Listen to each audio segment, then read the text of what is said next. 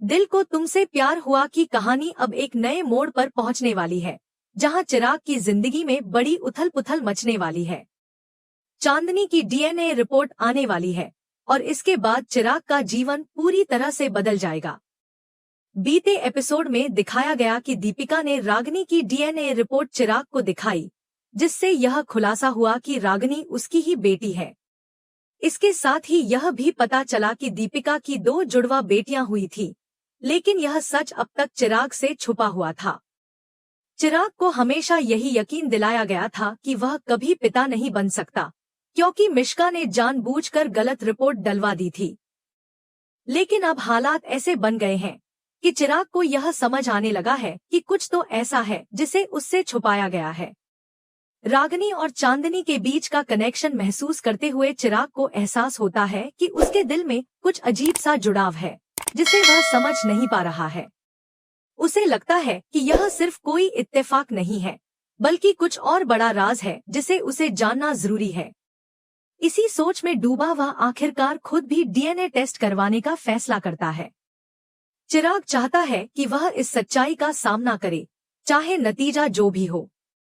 जब वह रिपोर्ट लेकर डॉक्टर के पास जाता है, तो वहां उसे चौंकाने वाला सच पता चलता है। रिपोर्ट साफ बताती है कि चांदनी और रागिनी दोनों ही उसकी बेटियां हैं।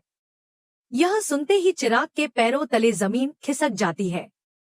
उसे यकीन नहीं होता कि जिसे वह अब तक किसी और का बच्चा समझता आ रहा था, दरअसल वही उसकी अपनी संतानें हैं। इस खुलासे के बाद चिराग की आंखों से आंसू बहने लगते हैं। वह भगवान का शुक्रिया अदा करता है कि उसे पिता बनने का सौभाग्य मिला, लेकिन साथ ही उसे अपने किए पर गहरा पछतावा भी होता है। उसे याद आता है कि उसने दीपिका को कितना दर्द दिया, उसे कितना गलत समझा और किस तरह उसकी जिंदगी में आने वाली सबसे बड़ी खुशियों से खुद को वंचित कर लिया। उसकी आंखों के सामने वे सभी पल घूम जाते हैं, जब उसने दीपिका पर भरोसा नहीं किया, जब उसने उसे गलत समझा और जब वह उससे दूर चला गया। लेकिन अब जब सच्चाई सामने है, तो वह अपनी गलतियों को सुधारना चाहता है। चिराग खुद को संभालता है और सीधे दीपिका के पास जाता है। वह उसे देखता है तो उसकी आंखों में शर्म और पछतावे के सिवा कुछ नहीं होता। दीपिका के सामने खड़े होकर वह पहली बार अपने दिल की गहराइयों से माफी मांगता है।